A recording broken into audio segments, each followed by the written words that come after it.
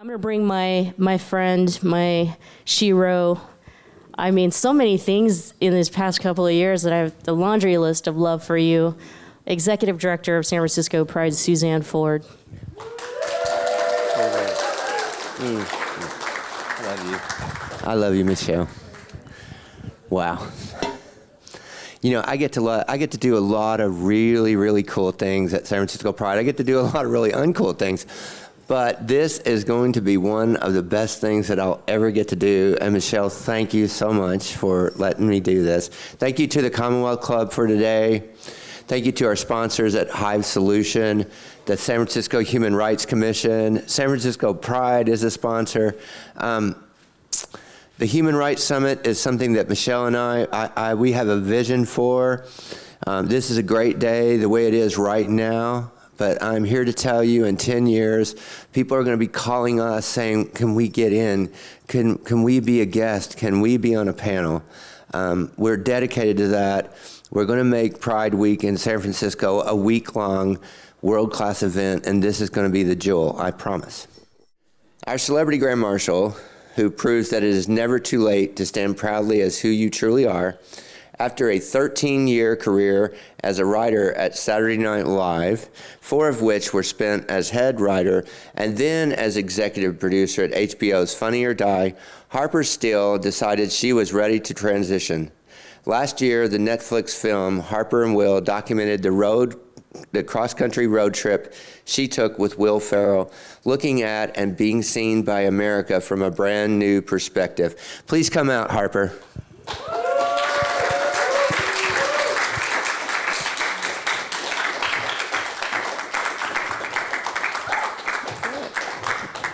Hi, Harper. Hi. Thank you for being here. Of course. First off. Yeah. Like, I met Harper about a year ago or something at a Golden State Warriors game, and I was like, you probably go to New York Pride on Pride weekend, but, you know, we'd love to have you in San Francisco, and she graciously accepted when I called her back a few months later, so I'm so happy that she's here. I'm kind of getting used to you now, so I'm not as bad as I was when I was in the line at the Hilton yesterday. So, the first question I want to ask is, do you remember when you heard about San Francisco Pride? Oh, geez, probably 12 years old or something. You know, it was described to me as something probably sinful and not right, but I certainly heard about it. And San Francisco was always sort of a kind of, I grew up in a liberal college town, so it wasn't like I grew up in a repressed world. San Francisco was sort of the libertine sort of, that was a place you went if you wanted to escape repression and all of, you know, whatever that meant. I think it's like LA in some ways. San Francisco is made up of a bunch of people from the Midwest who had to get the fuck out, and then they end up in San Francisco, and I knew that. I knew that just kind of growing up, if you ever needed to get out, and I just happened to do New York over LA or San Francisco, but San Francisco has always held a special place for me. I've been in and out of this city my whole life. Yeah, I had the same kind of feelings in Kentucky, but I didn't live in a college town, so. Sorry. So, growing up, did you think you would ever get to San Francisco, or did you ever think you would get to being you? No, I didn't. I mean, I think even now, I did an interview this morning on Channel 7, kind of bumbling and not perfect.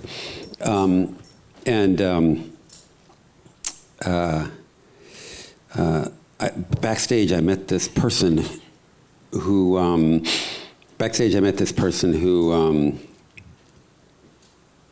knew a friend of mine. It was such a weird coincidence. Knew a writer from SNL named Robert Smigel. He's one of the legendary writers. I told him to send back Robert a joke, which was, just as you predicted, Harper Steele is the one of the grand marshals of the Pride Parade. Literally nobody would have thought that even 5 years ago. I did such a good job of sort of hiding had a very good sort of male persona. So I think, it's a bit of a shock to me. I think the Will and Harper film definitely propelled me in ways that were also completely unexpected. So I sort of blame Will Ferrell for all of this. I would. Did you know, do you remember hearing about trans people growing up in Iowa? No, not really at all. I think a lot of trans people probably make that, older trans people make that observation that if I had had a trans aunt or, a trans uncle growing up, the world would have just been a different place for me, and that was just an impossibility. I didn't, even by the time I got to New York, and I was in my 20s, there was a kind of like understanding of basically sex workers. Like wouldn't have noticed or thought about people outside of the trans world, outside of the people I would see down in the meatpacking district. And the people I saw down in the meatpacking districts, I knew enough to call them women. Some of them probably didn't even identify that way, but also it just was a place you wouldn't go, And again, I was plenty drinking and having fun in New York, but that was sort of that part is, I keep that away. I'll just say really quick, I remember I was driving down Sunset about a year after Sunset Boulevard Santa Monica Boulevard in LA. And for those people who know LA, that's sometimes where a lot of sex workers end up. And it was a year after I transitioned, and I was driving along, and I think it was the first time I've ever thought that they were human. I think suddenly it occurred to me that they are me, we are the same. I can't identify with their lifestyle. I'm come from a privileged background, but I'm just saying, I think I needed to be able to feel, to be able to see them. And so that was an eye-opening experience for me. Suddenly, those people in New York that I sort of put away and compartmentalized, now suddenly were a part of me, as human beings are. We're all a part of each other.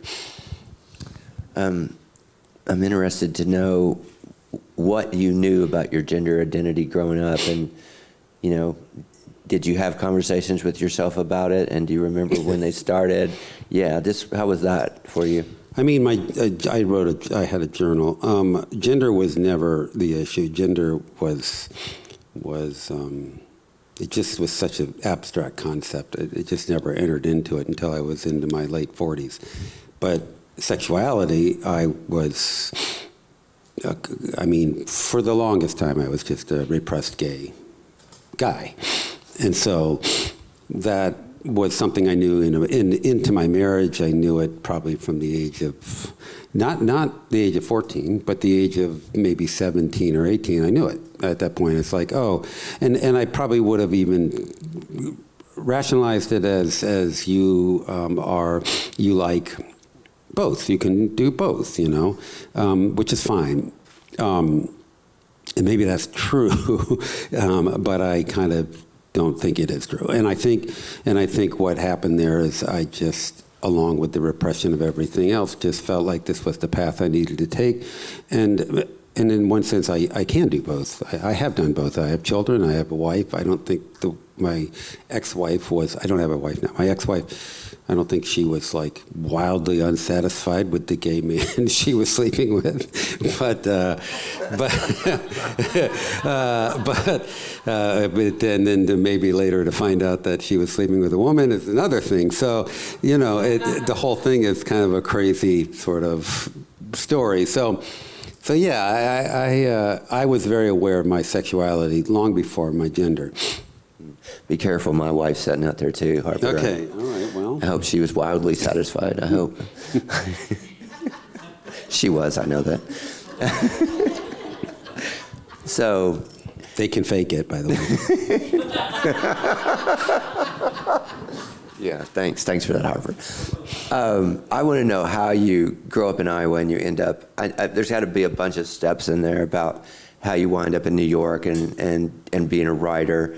Did you set out like, I'm going to be a writer and these are the steps I've got to take, and you did them? Or was your life like mine? You just wound up places and that's where you were? It's a little bit of both. I mean, the town I grew up in, Iowa City, is the Iowa's Writers Workshop. It's my neighbor was John Irving.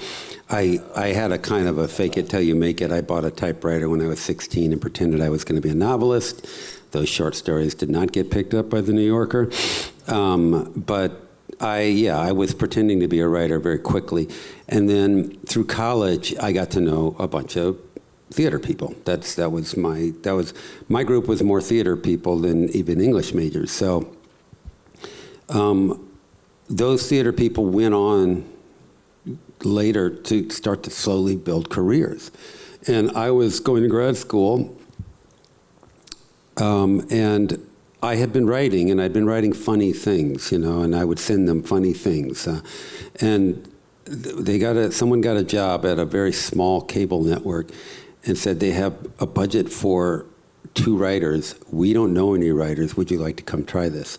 And I was in grad school at the time, in debt, and I said, yeah, I'm gonna try this.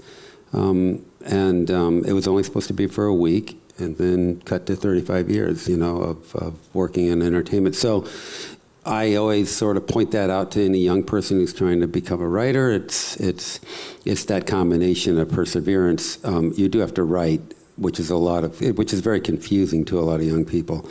Like I want to be a writer, and I'm always wondering, like, well, do you actually do it? But then also it is about networking and nepotism in its best form, not in its ugliest form. My friend group helped me, and I generally in this sort of world of entertainment, it is friend groups that bring each other along. And so you do have to be a bit of a social animal, but not in any fake way. I mean, I had friends. I made friends. So first off, I have to ask you this. Did you meet Mick Jagger at Saturday Night Live? He came through with, I hope this doesn't hurt you, but I had no interest. I didn't.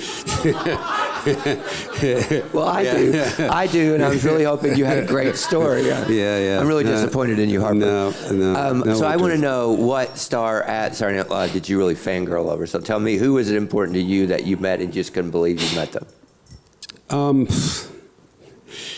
Gosh, there's so many. I mean, not the musical guests. There was very few.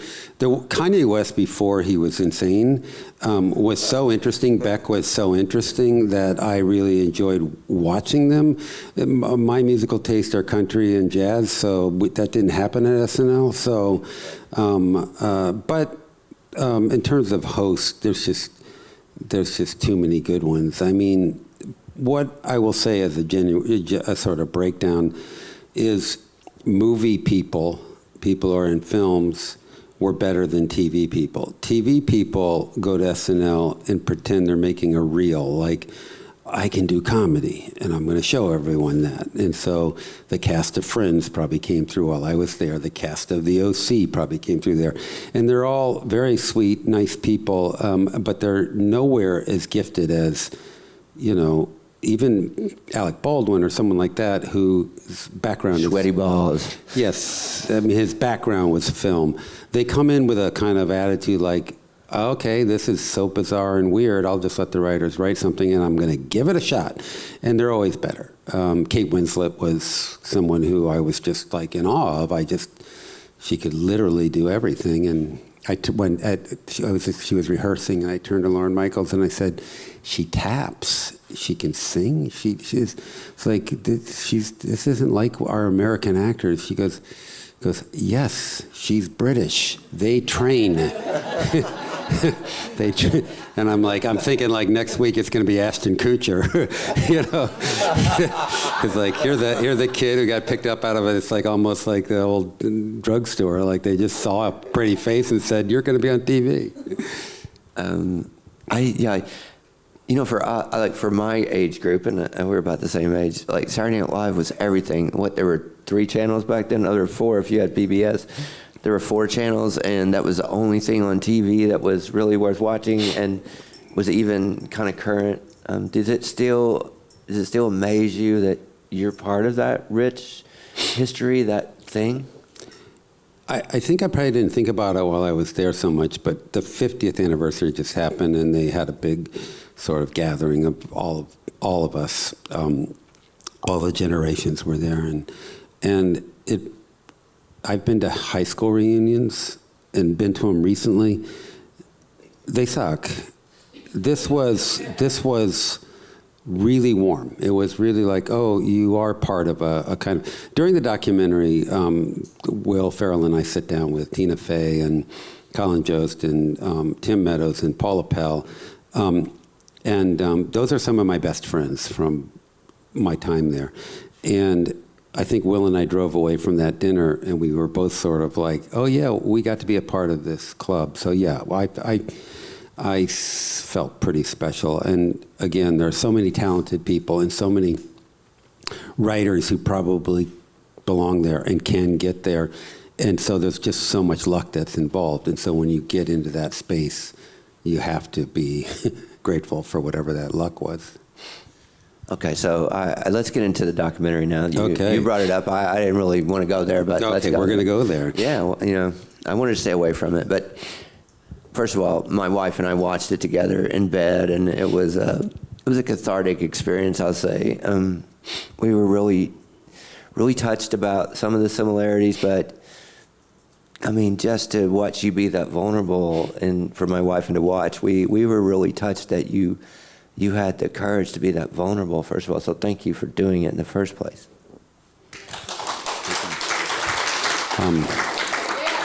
So overall, were you pleased overall with the final product? Oh, I'm very proud of it. I mean, there's probably, just out of vanity's sake, some shots that the director, Josh, I have nothing to do with making this thing, which is weird for me. Me and Will talked. We didn't think any was there. And then the writing happens with the editor and the director. They're the ones who actually put this thing together.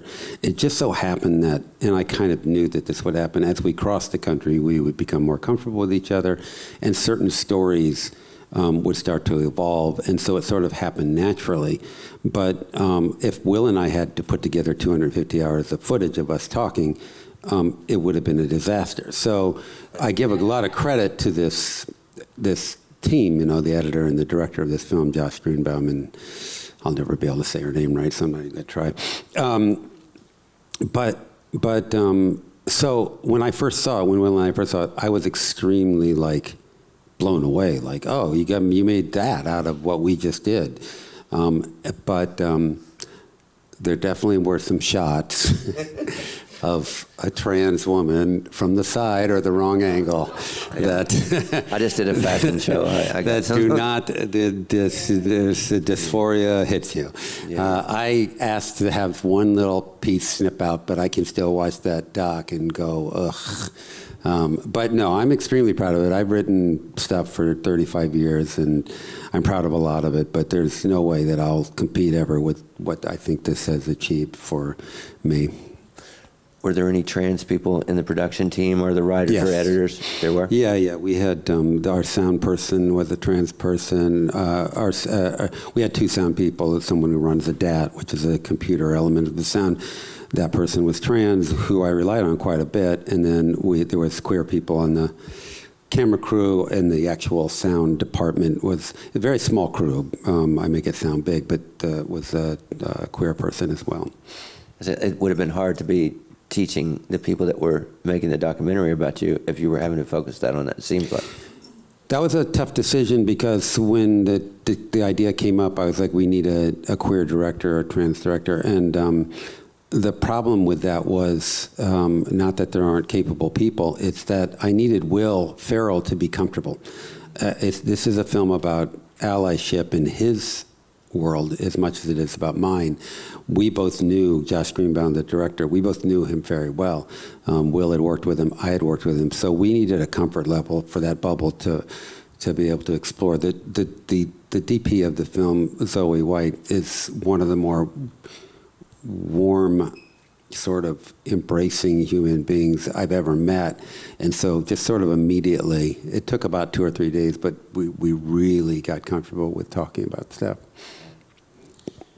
Yeah, I wanted to focus on you first about the documentary, but obviously Will is a big part of the documentary. How much had you all talked about your transition before we see it on the film? I know it's the first time he saw you, right? It's the first time he had seen you as Harper, is that right? Or had he seen No, you we had maybe a year before we actually shot the documentary. I was in his backyard. I think we were still in COVID at that point, and so that's when he came up with the idea, and he said, "You're going to think that this is, opportunistic or virtue signaling, but what did you think of this?" And I have said many times, which is true, I said no. I hate being on camera. And so I was like, that's really a funny idea. I would never think Will would be interested in virtue signaling in a hollow way. There's nothing wrong with virtue signaling if it's for real.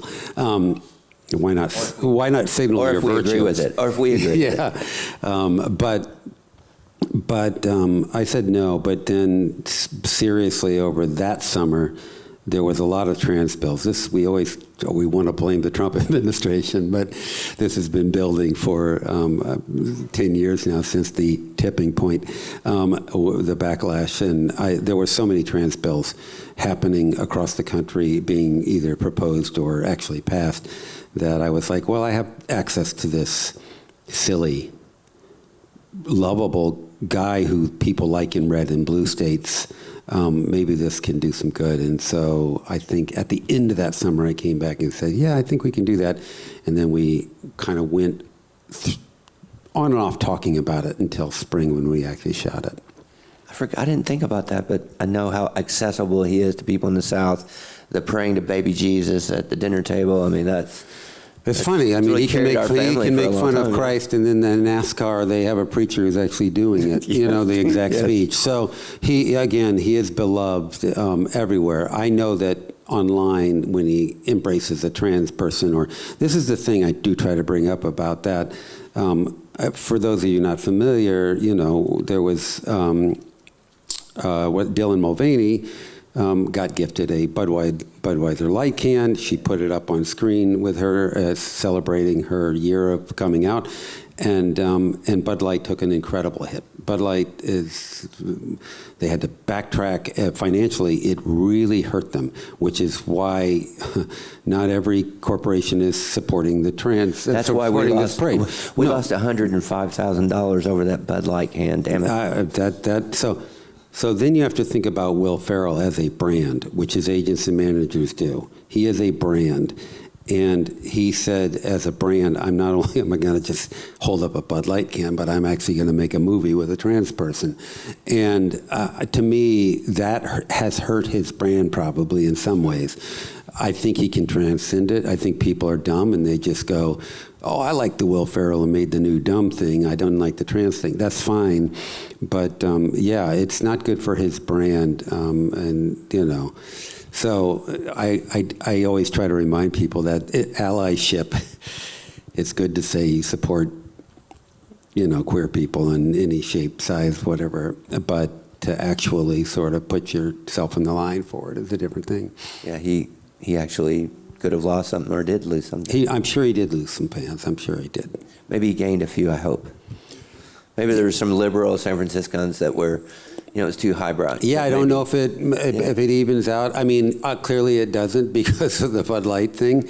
I think, and then the climate we're in now, it's probably, probably hurt him more than helped him. But yes, he did get some new fans, and I think those are the fans he wants. He's pretty much a straightforward human being. There's one story in the documentary that when you told it, it just took me back to being a kid in Kentucky and knowing if everybody knew what I really was. You talked about your sister gave you some white bell bottoms. Mm-hmm. And you wore them that day to some cool kids. And they told you to come back the next day, but don't wear those faggoty jeans, I think was. Yeah. Talk about that and what it meant for you. And that's the feeling of that really grabbed me.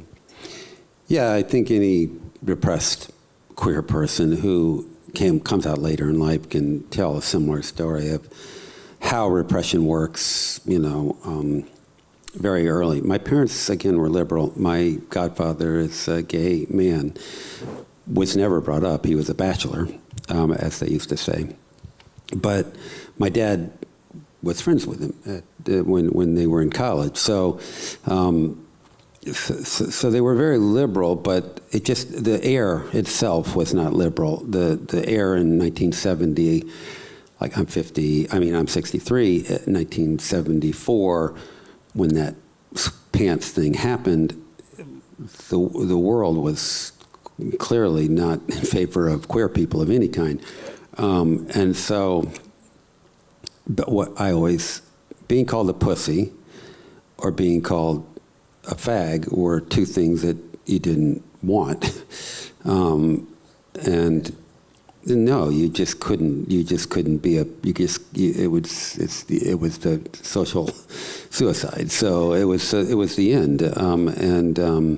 So yeah, I succumbed to that pressure over and over again. I found ways, when I say I found ways, I truly mean this. Harper Steele found ways to subvert it. I became a writer. I became creative. I let parts of myself, Harper Steele, out, starting probably as early as then. What was going to be the outlet for my trans self, and that was the march that kept me alive probably the whole time, and also finally won. And so I thank her for being there for me. So yes, I had to deal with that repression to the point of, really proving it. I don't think it's unusual, but I know more about, I can build a house. I know more about, I had a wood shop for years. I know more about construction than most construction people. I know, I can talk sports with anyone. Yeah, me too. Was that stuff natural to who I was? I'm not saying women can't talk sports or build houses. Of course they can.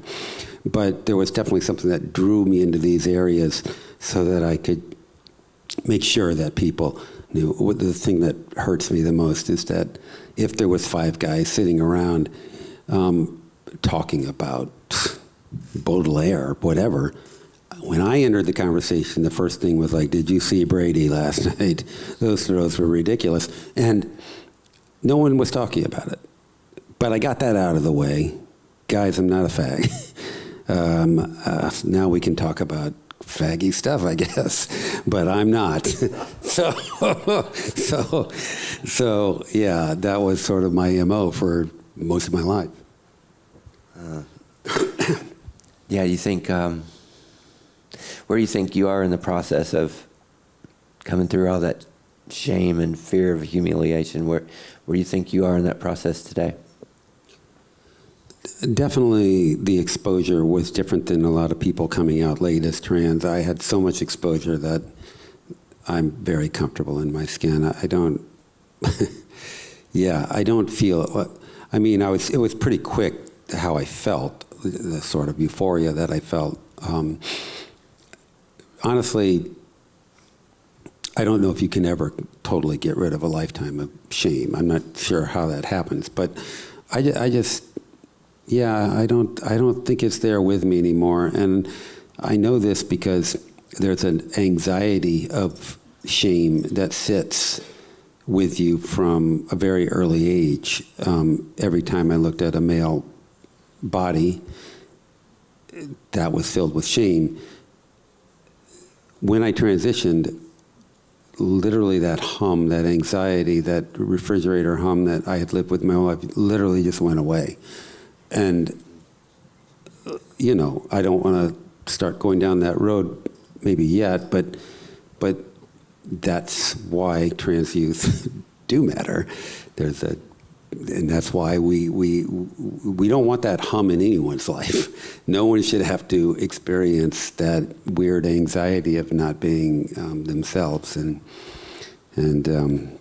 So I know exactly what it felt like, and I know the reason why I know exactly what it felt like is because I've been on the other side now, and it's like, oh, that's gone. I don't know how that happened. I do know how that happened. It's just gone. It's amazing it's amazing to find out that we had the key. That's the only thing. Like, I'm glad my experiences made me who I am, and I'm not, but I do now realize that at any point I could have turned around and said, "This is who I am." Do you feel like that? Yeah, I wish I'd done it. I don't live in regret. Would I have loved to have gone on puberty blockers and started my transition? I would be Hunter Schafer. I would be so fucking hot. It would be incredible. But that didn't happen. I'm not going to cry about it. In fact, I do feel a kind of like joy and discovery at this age. Like, well, wow, a second chance. I got very lucky. So because I was in a trans group sort of before I came out. It was in Kingston, New York. Very diverse group, very, very diverse, all kinds of different kinds of questioning, curious trans people. One day, a 96-year-old person joined our group, and this was all on Zoom. This person had no access to a computer, so was calling in and said, "I didn't know a group like this ever existed. I didn't know that you could even be this. I think I'm this." And then we never heard from this person again, and I was like, 96. I can look back and go, 59, what an idiot. But I can also go, I'm not 96. I got so many years left of joy that it's like, I think I won. But yes, that person was there from the beginning, and thank God she won. Did you have, or do you have a trans mentor? No. I went through 5 different therapists. None of them were qualified to talk about trans issues at all. When I found a gender therapist, very educated, Stanford University, which matters to me for some reason, that's my mentor. That's the person who, again, when I said, I believe that I am a woman, and there's ways I think about that are a little more nuanced than that. But for now, I'm saying when I said to this person, I believe I'm a woman, it was the first person who said, great, what do we want to do with that? It truly just believed me right from the get-go. Everyone else is like and this is a lot of therapists. This is the therapeutic community. There's the Inquisition starts then. There's kind of like, you've got to pass the test.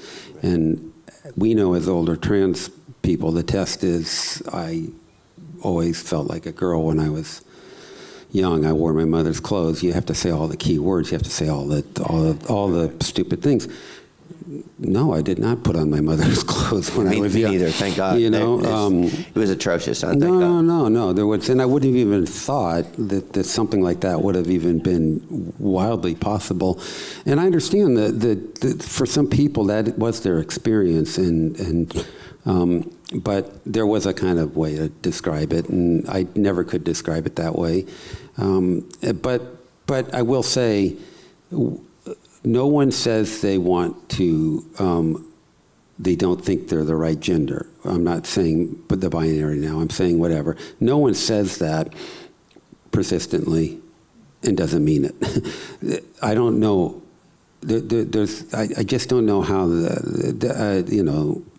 again, I don't even like to say that there's been tests or science or any of that and all that crap, because I don't care about it. No one who consistently says, I think I need to do something with this gender that people assume I am, they're just not lying. I'm sure there's a space for crazy people that say they're Napoleon one day and something else the next day. But that's a different thing, and any good therapist would recognize that. Yeah. The fact that a therapist would sort of continuously go, so tell me about your mother. And it's like, what does my fucking mother have to do with any of this?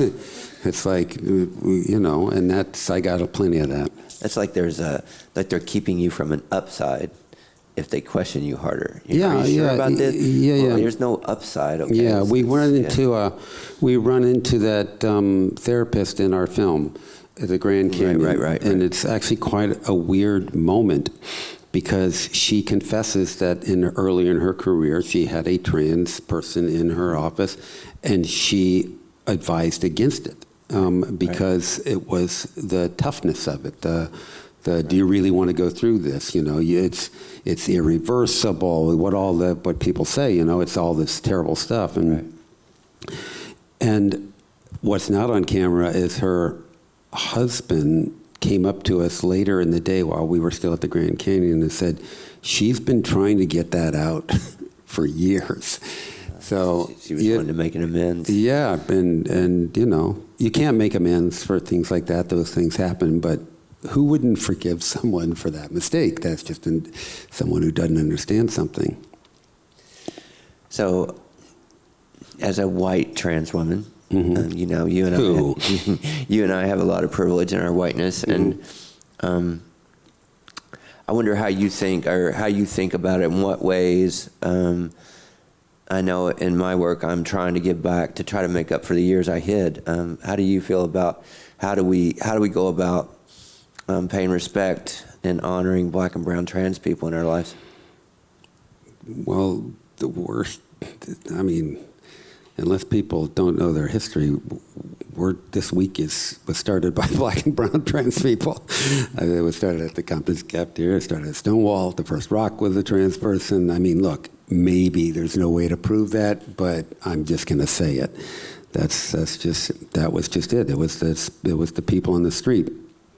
And the people on the street were sex workers, and maybe they identify the way we identify now, but these are people who were playing with gender, and they threw the first rock. That's it. They got it started. We're here because of that, and there's no denying that the trans community was iced out of the beginnings of the Pride movement. I think the more we recognize that, the more we recognize those are the people who literally have made my life possible right now. They should be held up. That's our heritage, and I can't even imagine the courage to throw a rock at a cop. That's a desperation that I will never know. I faced my own desperation, but it didn't mean going to jail, and that's again, that is our legacy, and I stand on top of it, and I stand on top of it with privilege. So I have to remind myself constantly to be humble and gracious for all of that. Last night we had a party, and Harper was there, and there were a bunch of the girls there, and it was really beautiful to see you with them and how excited they were that you were there. It was just a really beautiful night. Okay, before we can get some questions from the audience, I want you to talk about, my son sat down, we talked about this interview, and he was like, please, Dad, ask her about what she's doing now. Do not just stand. So let's hear about what you're doing now. I'm going to declare martial law on Sunday because I'm one of the grand marshals. Yes. There's a little parade. I don't know if y'all know about it. I'm bringing in the military to stop the military from. I am writing a memoir, which hopefully will be funny. I read a lot of, long before I transitioned, that's all I read, is a bunch of memoirs about gay people coming out, about trans people, and they were all kind of depressing to me. And so I'd like to make an attempt at writing something funny. There's definitely trauma in every queer person's life who takes too long to come out, but I'm trying to avoid a sad book, so I pitched it as something a little bit funnier, and hopefully that will work. So I'm doing that. I'm writing a Netflix series that has literally nothing to do with anything. It's about golf, and it's Word is that you're going to appear at a golf tournament in October too. If you guys will invite me, I would love to appear at a pro-am. I am a bit of a golfer, not a great golfer, but I golfed since I was 5. Yeah, it's a Will Ferrell show, and it's big and stupid and sort of more in the vein of like a Ron Burgundy or, something goofy. We have a queer character that I've insisted upon, but other than that, it's and the writers' room had queer people, and the writers' room was the most diverse writers' room I've ever been in. So yeah, that's something that we hope to be shooting in September, and yeah, that's that's sort of the future. And I love the opportunities that I think are available to me, probably because of I was always going to work as a writer, but different weird things keep coming up, like this memoir, and it's because of Will and Harper, and I just want to make sure that I can sort of do that service and take advantage of that. Okay. We're going to come down here. This is where I'm going to channel Sally Jesse Raphael. I've got the red hair. Or Mark Donahue in a dress. It's up to you. You can take it either way you want. Thanks, Suzanne. So I was considering Saturday Night Live did not historically, and does not have historically, have the greatest record with the queer audience. And to be in the writer's room as a closeted person, that must have been an experience. And then to be the head writer and potentially have the opportunity to move the needle while at the same time staying in the closet must have been a balancing act. And I'm wondering if you can speak to that at all. Yeah, I was definitely not going to move the needle. We had one of the best writers in the history of the show, Paula Pell, came in the same time as me. She's gay. She's queer. The other friend of Paula's, James Anderson, was another queer writer, and I believe the staff has really done a good job of finding all kinds of queer people now. But while I was there, I was still very much in the mode of, you can't see me, so I probably would have never said to Lorne Michaels, we need more queer writers. That's a shortcoming, but that came out of a repression that I had. So in terms of the show itself, it's honestly has a terrible track record for making fun of queer people. But then that's the culture I grew up in, too. I by the time about 4 or 5 years into SNL, maybe because of my children, I have a middle kid, I think I just put an abrupt end to gay jokes, and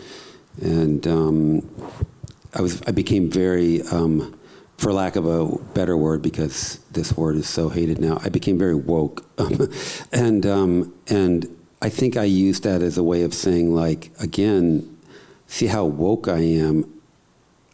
For a straight guy. I'm a woke straight guy. That's pretty cool, right? And I used that, I think, while I was there. So I think I did a pretty good job of, especially as I became the head writer, I would point out things in scripts that were offensive. And I think I did a pretty good job there. But when I walked into the place, and before when I was working with Jon Stewart, who was a wonderful, very liberal, smart person, but that writer's room was a shit show. It was all guys, all of them white, and there wasn't a day that didn't go by that you weren't making fun of gay people. But then so was Robin Williams, and he made $1 billion doing it. That was just the culture of comedy, especially through the 80s into the 90s, and it's weird that it's kind of creeping back in ways with this kind of libertarian free speech sort of backlash where we're just going to start making fun of everyone again, and sort of sad, but yeah, I think SNL has a lot to atone for. I'm hoping they do it, but there's also a part of me that's hoping like 50's enough. I just want to say, as a trans woman who socially transitioned just last September, I just wanted... Congratulations. Hey, congratulations. Will and Harper made a difference. Oh, thank you so much. That's very and sweet. I just watched it a second time last week, knowing that I would come to this, and it says different things to me each time I watch it. So thank you for being a big sister.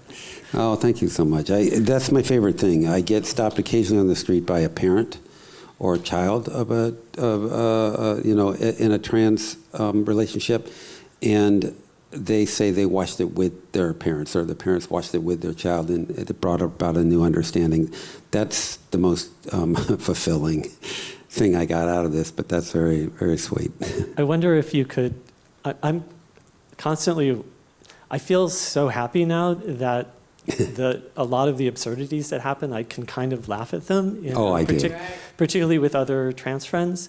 And I'm wondering if you could just kind of say a little bit more about like a funny, fun trans memoir, because I know exactly what you're talking about. I've read them all. When Will and Harper came out, trans people would say to me, I'm glad you showed that we can be funny, because we're always thought of as this green-haired Oberlin kid who's just so strident. And as you probably know, none of my friends are not funny. We are a group of people, and my cis friends, my trans friends, my queer friends.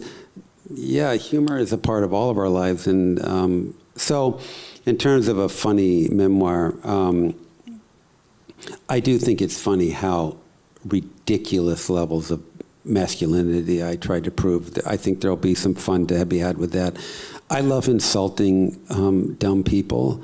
I'm not a mean-spirited comedian, but when it comes to the trans issues, I get ranty, and I really can be funny, I think, and insult.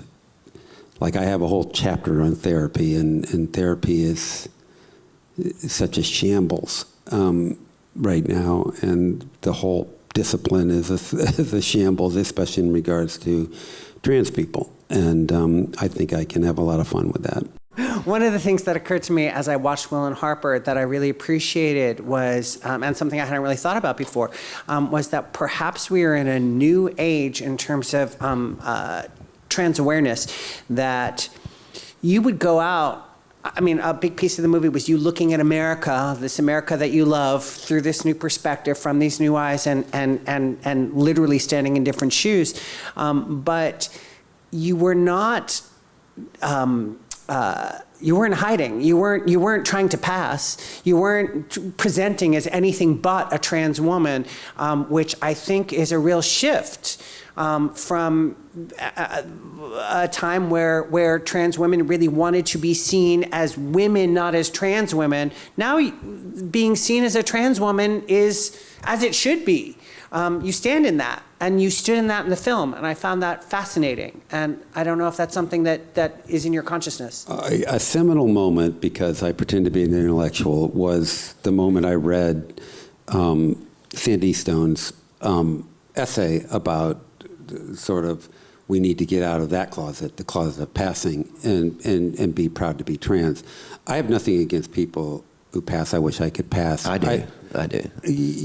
I mean, I just, yes. I mean, no. I really don't. And I don't have anything against the binary or anything. It's just I find myself identifying as a trans woman. And I use the T because I think the T is better than the W. I don't want to, this will be, I hope people take this as funny. Unfortunately, I really believe it. Trans people are better than everyone else. That's just a fact. And so the T is I'm very proud of it. So I wouldn't want to take that away. Things like voice and honestly, my face, they tortured me for periods of time. And, that's a fluid thing, I suppose. The voice, probably not. The voice scared me because I use my voice to write, and I'm so used to the sound of it and the way it sounds when I'm in my head doing a character, and I'm going to start writing that character, that I got worried that my voice was playing around with my writing in some way. So that was an easy one for me. But Yeah, I don't, would I like to be more beautiful, but then what fucking woman or wouldn't want to? I don't, yes, of course I would, but I don't think about passing that much. And I do think that that's been a shift that's happened over the last 10 years. I don't know if that's I think that's a shift that also has made a lot of people uncomfortable. And I think it's made a lot of the world uncomfortable. I just drove across the country by myself, which I've done several times since the documentary, and in Texas at a small convenience store. I went to the bathroom, and on the written by a clerk, probably it said something, no fake women can go to the bathroom here. And place was crowded, and I turned around. I mean, I was scared. Again, I don't know if violence would have happened, but I hadn't seen that in all of my trips going back and forth. I think the mood has changed a little bit. I think the permission to be mean to trans people is coming from the highest office. So it's out there. It's made it a little more dangerous, I think. And yeah, so that's sad. And I think part of that is because we are embracing our transness and not embracing the binary. That bothers people quite a bit. Now, again, I have nothing against trans people who live in the binary and want to be there. Everyone should be able to do exactly what they want with their bodies and how they want to be perceived. But yes, I'm very proud of the T. Okay, one more question. Yuki. Oh, please, good. you do. We want you on microphone because this is going out all over the world. Okay, all right. This was for me the highlight of Pride. So Wow. thank you. Oh, thank you so much. There's a big parade, by the way. Do you not know about that? Yeah. Thanks, Yuki. Thanks. Yeah. I think this moment right here is sort of like the climax of my life. I can't believe I'm here right now. I feel so happy. Oh, wonderful. I think T is the sexiest. I think T is the best. I've dated all kinds, and Wait, I'm single. all right, honey. You eat sushi? All right, okay.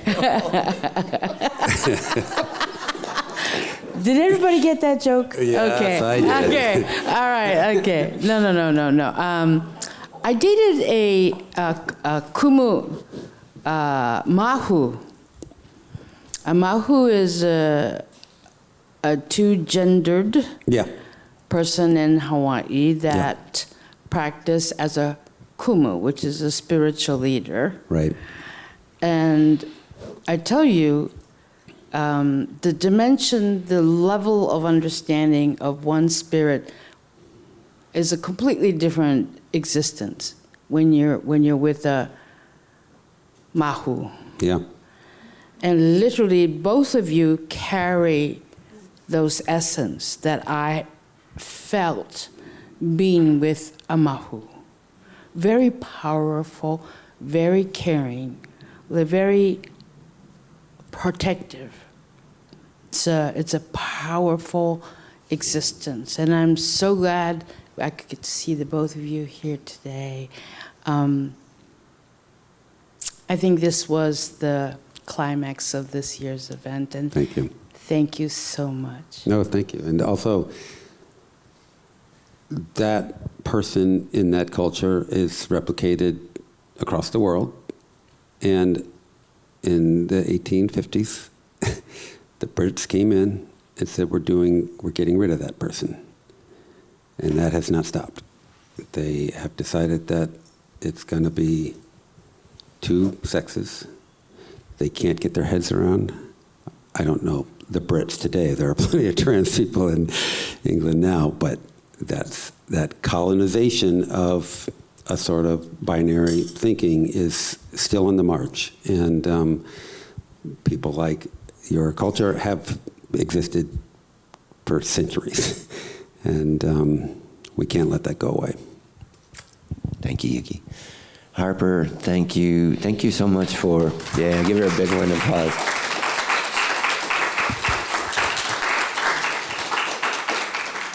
thank you for being vulnerable on the film, but thank you for coming here and just being you and being open to us learning about you. So thank you very much. Thank you. Thank you, everybody. Thank you, the Commonwealth Club. This is the 3rd annual Human Rights Summit, and I want everybody to give a big round of applause to Michelle Meow and her beautiful wife, Tutka, our favorites. But listen, if you're here, we don't have a huge crowd now. Everybody here, you know, we're part of a family at San Francisco Pride, and we are linked together. And this is going to be a historic fucking weekend. It's going to be revolutionary when we walk down Market Street. Get up here, Michelle Meow. Thank you, thank you, thank you.